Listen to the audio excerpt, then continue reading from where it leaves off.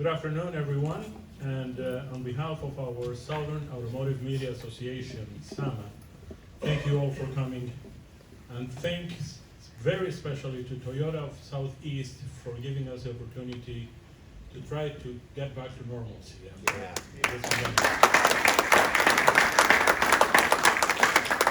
Thank you, Christy, and the people of Toyota of Southeast to give us the opportunity to join again for lunch and for a chat about what really is our passion, cars, and to have the opportunity to be here and give our hand and give our support to the Fort Lauderdale Auto Show, which is a very important event that is growing steadily, and we're trying to see if we can help in any way possible to make it even greater than it is today.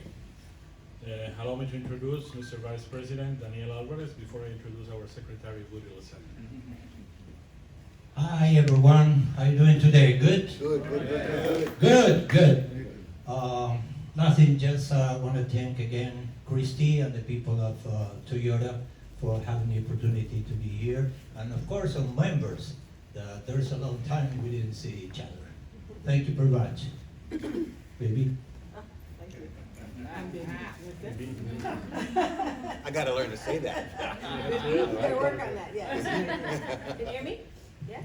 Yeah. Anyway, just again, thanks to everybody for being here. We're super excited about this year, 2022.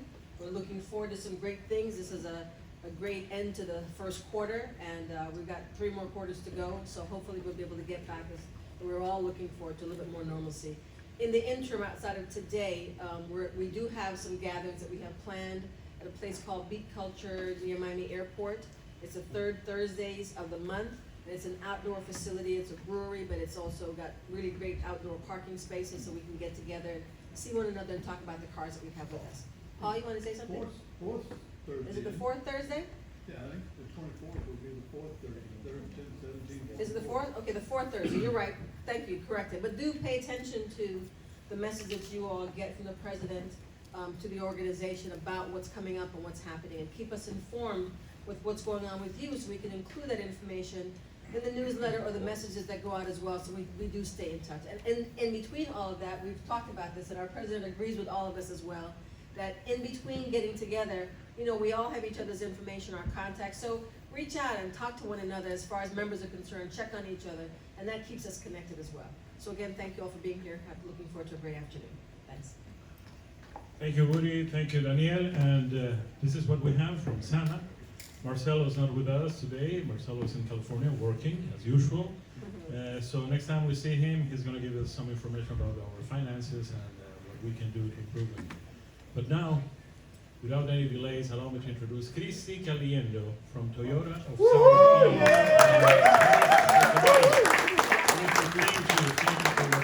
Thank you for being always supporting our organization, and thank you for what you do for your company, for Toyota, and for your products, which are getting better day after day. Thank you. Yay, yay, yay. We're here. Yeah. It's so good to see you guys. It's so good to see our SAMA family, and not just on social media, but in person, and to hug you guys, and we've missed you, and hopefully this is just a harbinger of many great experiences together this year and ongoingly in the future.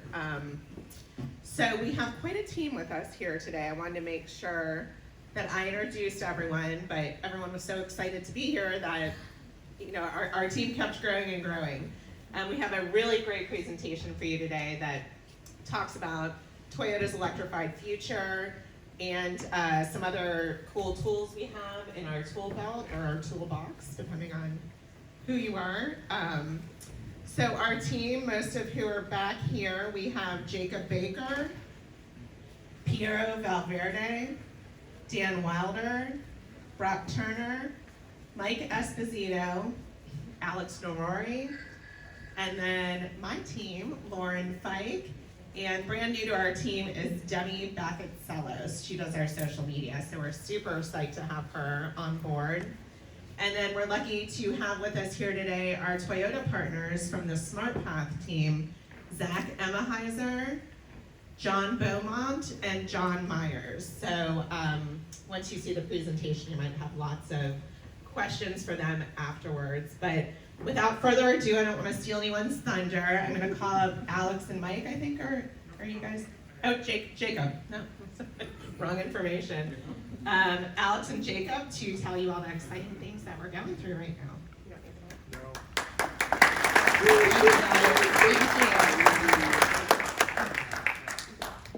So we don't think that we need the microphone. We're kind of loud talkers. Is that all right? All right. You're fine. No, get the Perfect. microphone. Well, thank you for having us. We're going to go over, like we said, kind of two topics today.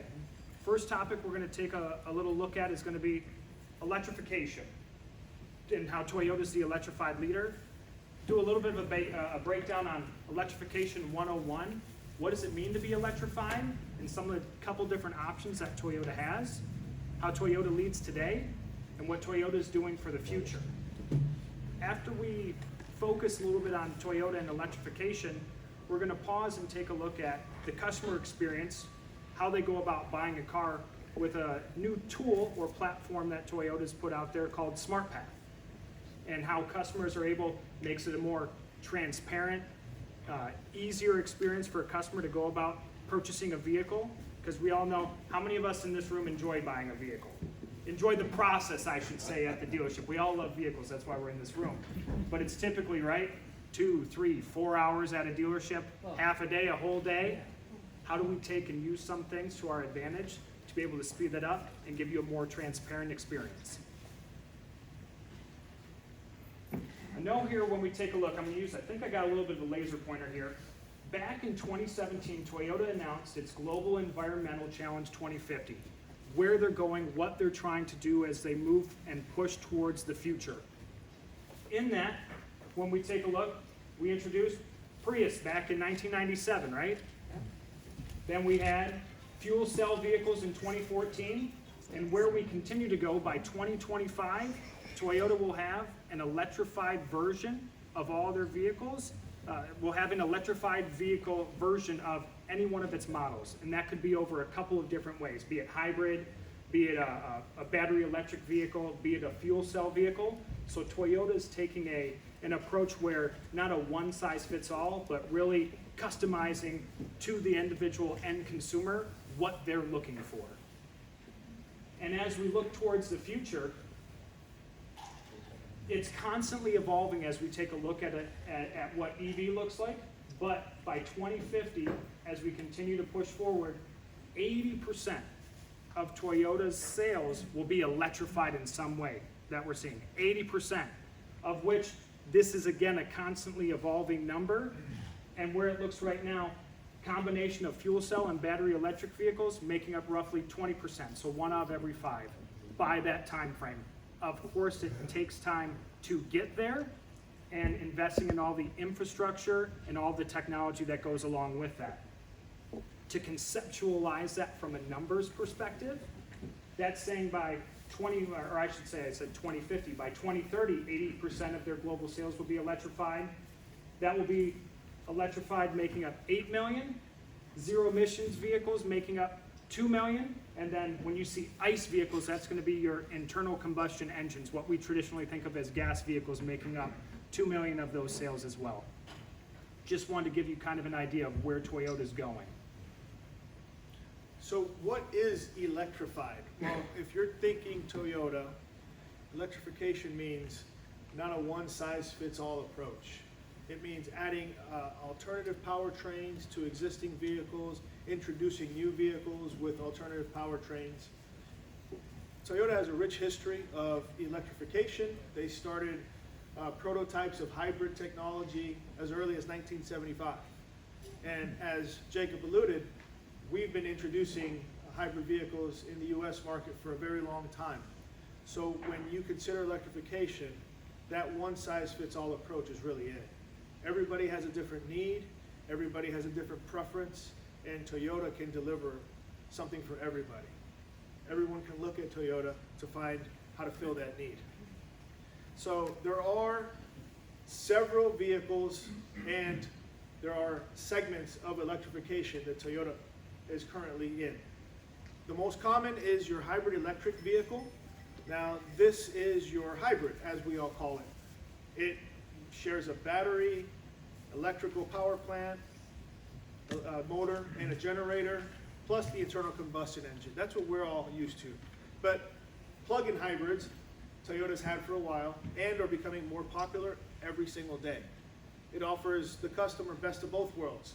If you want to drive on pure electric for a while, you can choose to do that by plugging the vehicle in, or if you're going on a longer road trip, you can just rely on pure gasoline. Use your normal fueling station and routine and rely just on that. Toyota is going to deliver the Toyota BZ4X. That is a pure EV, battery electric vehicle. Toyota in some markets is already offering the Mirai, which is a fuel cell electric vehicle that relies on hydrogen just to power that vehicle. And the very cool thing about, oh, we need it? Okay. Excuse me. Too much light. Thank you. Okay, is this any better? Yes. A little bit better? Okay. So then, the fuel cell, something that we call the FCEV, fuel cell electric vehicle, uses an alternative power plant to generate electricity and thereby move the vehicle. So as you can see, Toyota already offers several different segments of electrification for its customers to choose from, because everybody's preferences and needs are very different. On the screen, these are other vehicles that currently offer in the US market alternative powertrains as well as the internal combustion engine. Take RAV4 for example. RAV4 offers 3 different type of power plants. You've got your internal combustion engine, you've got your traditional hybrid electric vehicle powertrain, but then you also have your plug-in hybrid vehicle, right? So this is one of the fastest vehicles in our lineup. It offers 40 plus miles of pure electric driving if you so choose to plug it in. And if you're going on that longer road trip, we can just use gasoline all the way to see Mickey Mouse, right? True, okay? So this is the idea of electrification. So when I say what is electrification, the idea is everybody's wants and preferences are very distinct. They're very different. Toyota has multiple answers to what is electrification. So let me ask you a question, true or false? And this is what a lot of customers, including myself at one time, had a very big misconception about. Do you have to plug in a hybrid for it to be driven? No. You don't, right? I mean, I'm asking the right crowd here. You guys should know the answer, right? You don't have to, but you can if you'd like. All right, and that's part of the electrification strategy. As I said, there's others, right? There is the pure EV, and then there's also the fuel cell electric vehicle as well. All of them offer different ways for you to get moving and go about your life. But let's talk a little bit about charging and that charging infrastructure, because that is really a buzz today. On the screen, that bright lit up green right there is California. As you can see, that area has the majority of the charging infrastructure that the country possesses. As of right now, California is leading the charge, pun intended, with over 13,000 charging stations. New York is number 2 in the country with over 2,700 charging stations. If you see between California and New York, which is number 2 in the country, there's a really big disparity, right? That infrastructure, you can see that there's some need to build that out. And then Florida, number 3, with the number of charging stations in the country, is at 2,400 or just over 2,400 charging stations. Countrywide, there are a total of 46,000 charging stations, totaling 114,000 outlets to plug these vehicles in. You can see that because of this, California has a lion's share of electrical capacity, but we really need to focus and grow this out before we go just one route, if that's going to be electrical, like BEVs. That's why this strategy of hybrid, plug-in hybrid, full EV, and for the future even FCEV really makes a lot of sense. If we could go talk a little bit more about charging infrastructure. So let's talk a little bit about plugging in, because that's also a big concern. There's level 1, there's level 2, and there's level 3 type of charging stations. They all have a different cost, they all have different demands by the consumer, and they all have different results. Understanding that, and understanding that you're not going to have all of that put into one place at one time, you really need to take a very cautious approach to everything, especially when you're talking about moving the whole country from one state to the next. How about here in South Florida? We have hurricanes, right? How many of you have lost power before? Anybody? At least, right? At least for a day or a couple of days. I remember Andrew, 92, right? I lost power for 2 weeks. Yeah. Imagine today losing power for 2 weeks, right? That's a concern if you're driving around something that relies on electricity to move you around, right? Or how about people that live in apartments? Installing this type of infrastructure in existing apartments and those folks not even using it is very costly. Or how about business owners that are installing electrical outlets that maybe people aren't going back to the business as often and using those facilities as much as they once did. All of these concerns really make us have to consider the approach that we're taking so we make the right decisions. That's why Toyota is really taking this diversified approach to electrification, and these are the vehicles helping us deliver that to our customers, providing them ultimately with the right option that fits their needs and still reduce their carbon footprint. All right, well, I got a clicker and I got a microphone now, so I hope I can keep them straight. I always like to take a step back because I think sometimes when we look at it, when we think of electrification, we may just look at it through one lens, but there's a number of different ways when we look at electrification and the impact of it and how it's being used currently.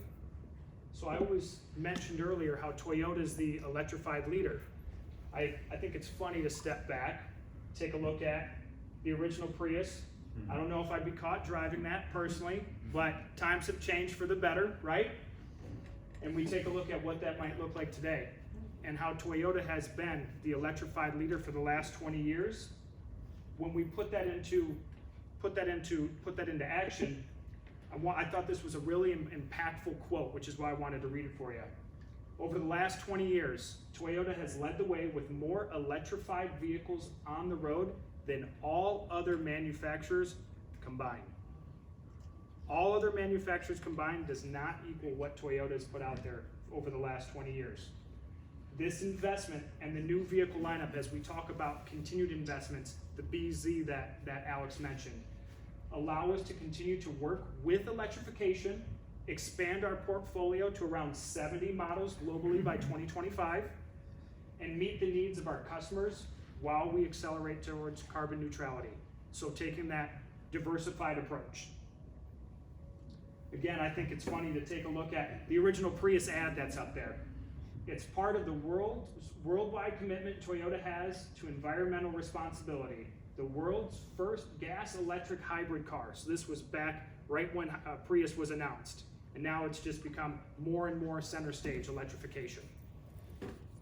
2001 to 2021, again, Toyota, #1 manufacturer of electrified powertrains. Looking at it from a numbers perspective, that's over 15 million hybrid vehicles sold since that time, which, when we take a look at the impact on the environment, has avoided 139 million tons of greenhouse gas. Ooh, that's a little bit, right?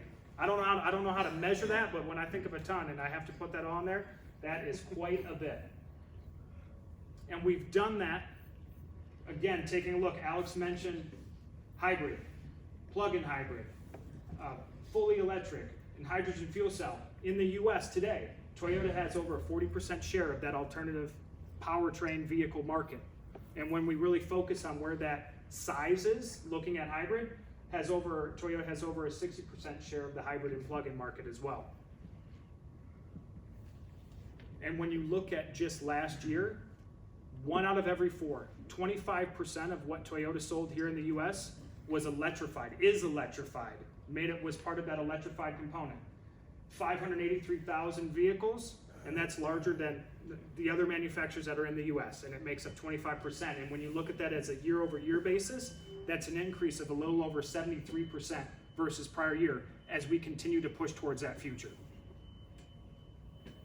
And not only to mention, not to be left out, when we look at all the investments in technology that's being done, hybrid-related patents. Toyota has 16,000 hybrid-related patents, electrified-related patents that it continues to work. And when you think of that in relation to all other manufacturers, it's important.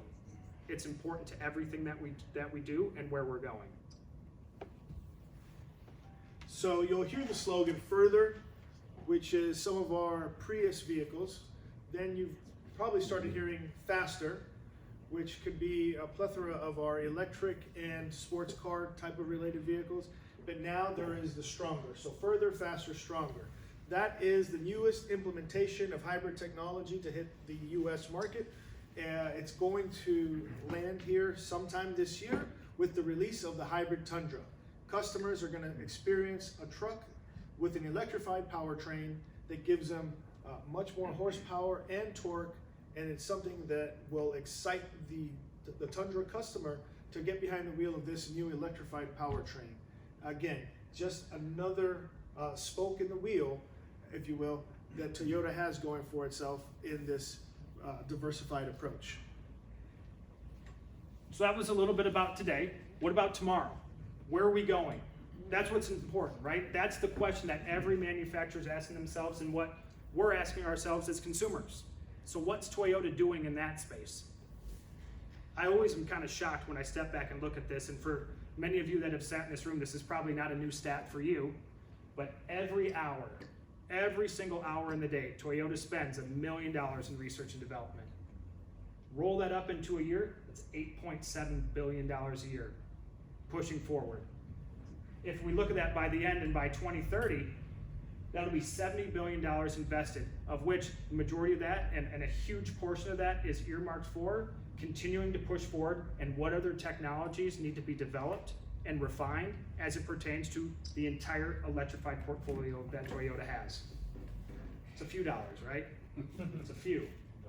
And of course, Alex mentioned, as we have up on screen, developing that, and as you may have seen or read a press release on, the BEV, the BZ brand, Beyond Zero.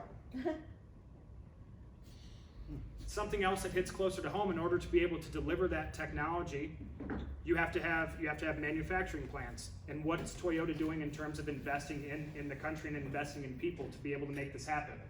Recently announced how Toyota's invested $3.4 billion to build a new battery and manufacturing facility in North Carolina to be able to support what we need to do and to provide jobs to everybody to take care of their families. Really important.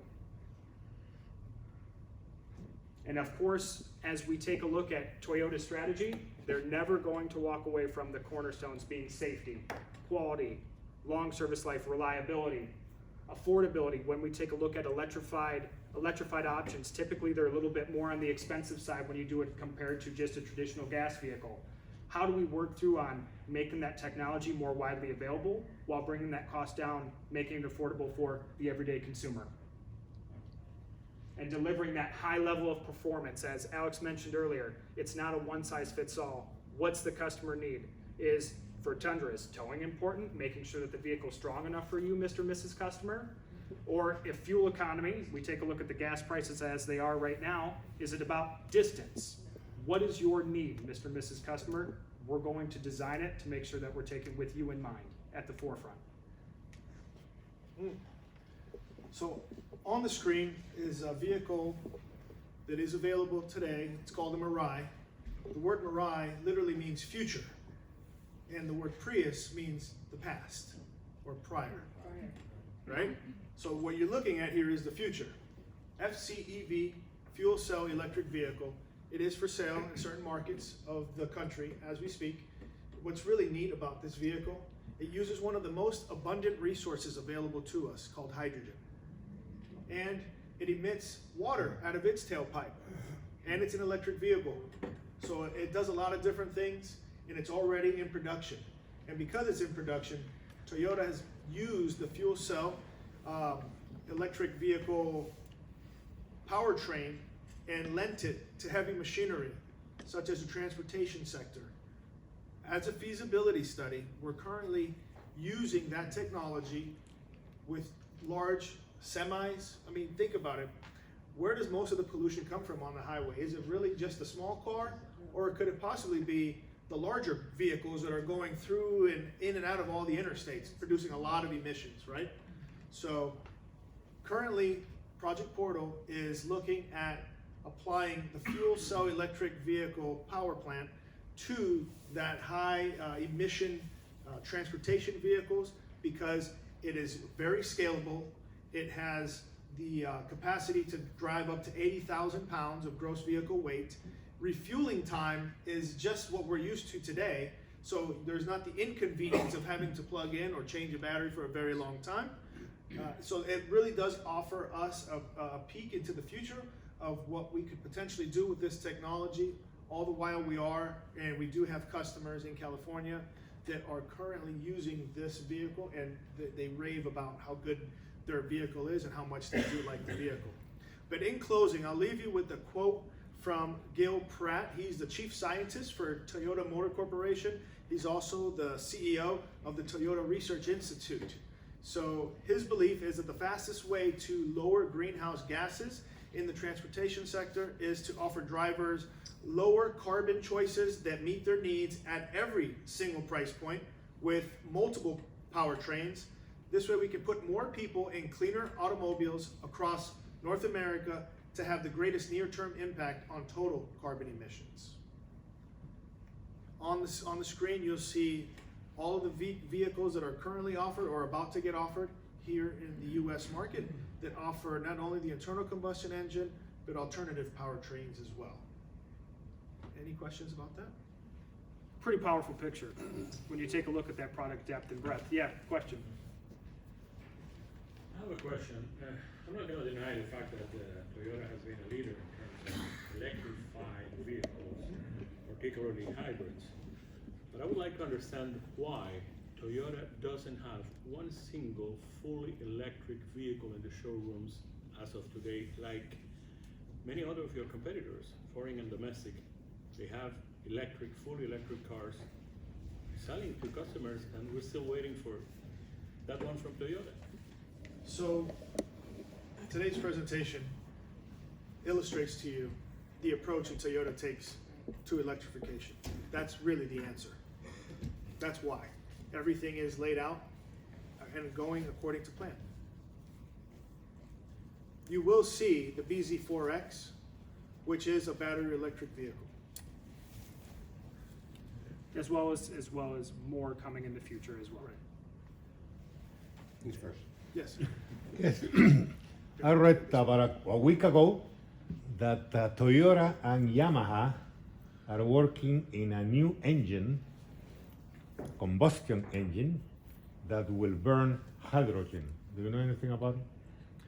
I would say at that point, I mean, there's still stuff that's out there. I haven't seen, I haven't seen anything out there to be able to comment on it and give you an educated answer on that. And I don't want us to lead you astray. Right.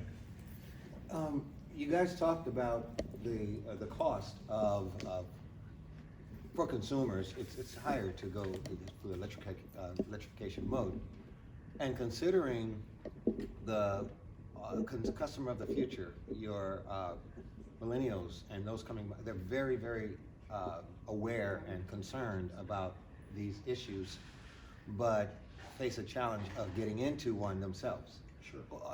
What are the thoughts there with Toyota about grabbing that audience, taking into consideration the higher cost? I think as they talk about too, with I liken it to other technologies. When technologies start off and they're brand new into non-automotive even, they become more expensive, right? They're more expensive at the beginning. As there's more investment, there's more refinement, there's additional things that bring that cost down. Scalability really helps in bringing those product costs down too, but that's part of a lot of Toyota's focus in being able to invest, as we talked about, to make sure that we can bring that down for every customer to be able to get into it. Yes. The hydrogen engine, I think, is incredibly appealing on so many different fronts. Is there a negative to it? My understanding is that the basic architecture, I use basic very loosely, is that of an internal combustion engine. So it doesn't require a huge amount of retooling or changes by the various suppliers you might use. But it just looks like such a promising future for hydrogen power. What do you think the negative might be? Is it cost to produce, or? So with anything, availability can always be a negative. As far as the engine itself or the powertrain itself producing any negative impact, I really can't speak to that. I would just say, in terms of time, where can a customer go to refuel those? Part of the reason why they're out in California right now is the investments that Toyota is doing as well, working with suppliers, Shell, others, because you need to have a spot as a consumer to be able to go fill it up and be on your way. Yeah. So some of that is not in the fact that it's difficult or hard. It's just that it takes time for that infrastructure to come out, likening it in the same way to the electrified grid as that continues to get built out. Just takes time. But I wouldn't say in terms of a negative to that. It's just the investment in time to get there. How does the horsepower and torque compare to an internal combustion engine the same size, like a hydrogen engine? That would be something I would have to take a look at and research for you. I'll do it for you. Get you one of the cars, right? Okay. Any other questions on that? Espo. No? Oh, I thought you had a question. Never mind. Go for it. If you see a fully electric model across the board for every, like, Highlander, Corolla available later down the road, or will they be their own unique vehicle? I think the best way to answer that is, again, as we talked, they're gonna take the approach, what's that customer looking for? There will be, as mentioned, by 2025, every vehicle in the Toyota portfolio will have an electrified model. Now that could be a combination of, maybe that means hybrid for one model. Maybe it means fuel cell for Mirai. Maybe it means plug-in. So it's gonna be a mix and match there in terms of what that looks like. Some vehicles that come out, Sienna that's out right now, when they did the reintroduction of that with the new model, that's only available in a hybrid, in a hybrid powertrain. No longer does it have internal combustion, but I don't think that it's gonna be something where when we release a new vehicle, it's going to have a specific powertrain. They're always gonna be looking with what's the use case for that vehicle and the customer in mind. Quick question. Mm-hmm. So when these customer surveys, as you mentioned, are being taken to understand what customers are looking for specifically in a particular model within the brand, are you looking at specific demographic areas of the country that you're kind of polling? And is that based on the amount of sales that you're having in those areas? Do you understand Are you what I'm talking asking? like What's globally, or are your you talking approach? about in the US? Because I'm they're talking about taking a in look the- at a global approach to I everything, see. what that customer would need. I see, Yep. okay. So that's aggregated from customer responses from all over to make Yeah, decisions? absolutely. As they go, taking a look at just different applications too, maybe you take a look at electrified or vehicle sharing in more metro cities, right? More Right, densely populated areas where maybe customers may choose not to own a car and use mass transportation, or having something that works best for that customer versus somebody that's out in rural Georgia, where I was once stationed before I came down here to southern Florida, and it was quite the change. Still hot, but quite the change in terms of people. Well, I can empathize with the challenge that you'll have to being able to come to the determination as to which approach you're gonna take on those vehicles with that much data. Thankfully, That's why it takes time. Yeah, it takes time, and thankfully, a lot of people much smarter than me are working out those details. Okay. Can we get a copy of the PowerPoint email so we can do a great article? Yeah, that's a good idea. Content in there. That's a good idea. You could get us the PowerPoint so we can. There's We, data. we can make sure that we get that Thank get you. that for you. Thanks. Great stats. Data. If I'm not mistaken,